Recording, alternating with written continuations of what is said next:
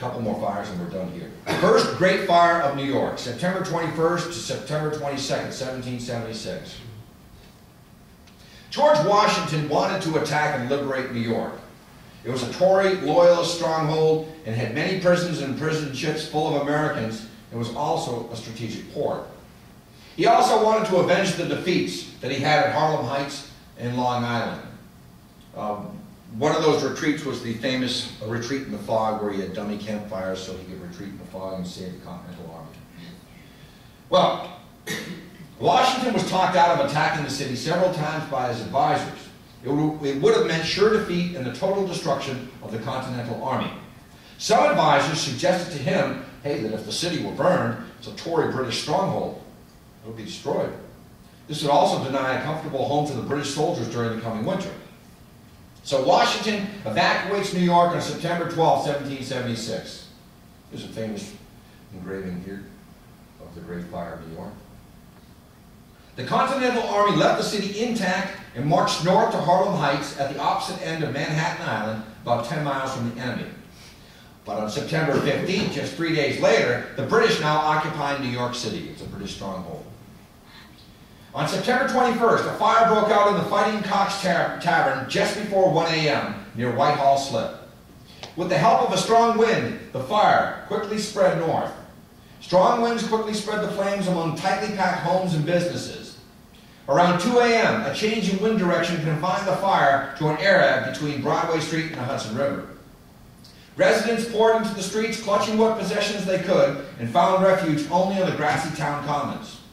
The fire raged into the daylight hours and eventually consumed 493 homes and buildings, about 1/3 of the city.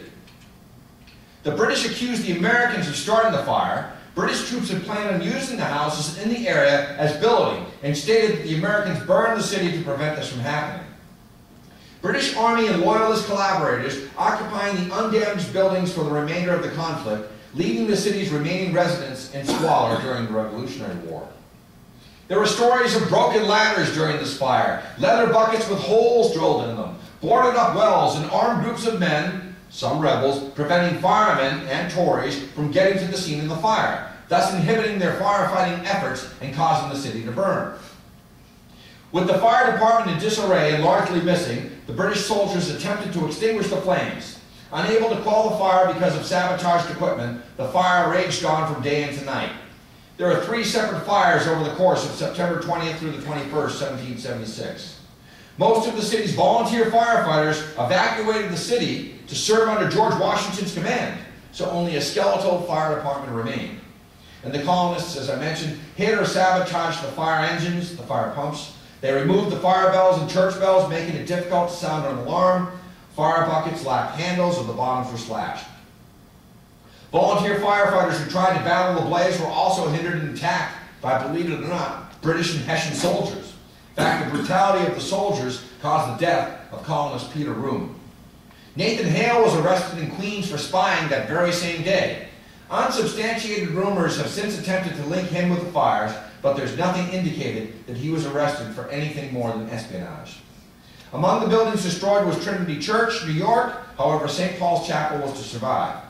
And the fire is the reason why New York has only a few buildings that have been preserved since the American Revolution. And here's where it burned, part of Manhattan. Washington mused that some honest patriot might have helped him out by setting the fire. The British arrested 200 suspected sympathizers, and those citizens that were displaced by the fire set up canvas tents around the destroyed areas in lower Manhattan. And just if you're wondering, there was a second great fire in New York, December 16th through 17th, 1835, that consumed nearly 1,700 buildings. And then there was one in the 1840s, P.T. Barnum's building. Almost done, folks. The Great Charleston Fire. Charleston suffered so much with fires and earthquakes over the past hundreds of years. On January 15, 1778, a devastating blaze wiped out half the city, including the original Huguenot church, 250 dwellings, stores, warehouses, and the Charleston Library Society, with over 6,000 precious, priceless volumes. The fire starts in the kitchen house at the corner of Union and Queen Streets, burns down toward Meeting Street, spreads down Union Street, east towards Broad, burns Elliott, Deaton's Alley, and Tradd Street, east of Church Street. $3 million, that's $1778, and British loyalists are suspected. So here's where the British now set the town on fire. In 1779, another huge fire destroyed much of the rebuilt city. This time, the colonials were suspected. So the Americans knew the importance of a canal in Charlestown. There was a battle there with General Clinton calling for an unconditional surrender from Major General Benjamin Lincoln. But General Lincoln, who was a colonist, tried to negotiate for hours. Anyways, on May 11th, the British fired red hot shot that burned several homes before Lincoln finally called and negotiated surrender terms. Charlestown, and then finally, what happened was that this defeated Charlestown, where Lincoln was defeated. It left no Continental Army in the South, and the country was wide open for the British taking. Even before Lincoln surrendered, the Continental Congress had already appointed Major General Horatio Gates to replace him. So with this fight, they lose Charleston for the rest of the Revolutionary War. And the British quickly established outposts in the outlying areas. But here's a gruesome one. This is the explosion of a powder magazine, May 1780. A powder magazine that sat between Archdale and Mazik, now Logan Streets, accidentally explodes. More than 200 people are killed, 60 that were burned beyond recognition. An eyewitness reported human limbs hanging from trees and torsos writhing on the street. A brothel was destroyed, and there were 2 other fires in Charleston in the 1700s. They started a fire company in 1784. How much time do I have left, Michelle? What time is it? Maybe it's 10 after 8. So 10 after, okay, I'm going to wrap up here. New England's Dark Day. Basically, Friday, May 19, 1780, the sky goes dark. In fact, the week preceding the dark day of May 19, 1780, from Monday, May 15th through Thursday, May 18th, a hill in Melrose couldn't be seen from 2 miles away, and the sun seemed to be unusually red, spectacular sunsets, and the air had been very thick and heavy with smoke in some places. That's a depiction of preternatural darkness. Basically, I'll cut through some of these. Candles were lit in houses at midday at noon. You could not see a person standing in front of you without a candle. Newspapers had to be read by candlelight. It bore at high noon as if it were midnight. Kids were sent home from school. People flocked into the churches. They certainly thought that the end was near. And some people considered it as a portentous omen of the wrath of heaven and vengeance denounced against the land. Others as the immediate harbinger of the last day. And then still some others pointed to this as vengeance for the American Revolution. Everybody was familiar in those days with biblical scripture, so they knew about the end times. In Revelation 6:12, the sun became as black as sackcloth of hair, and the moon became as blood.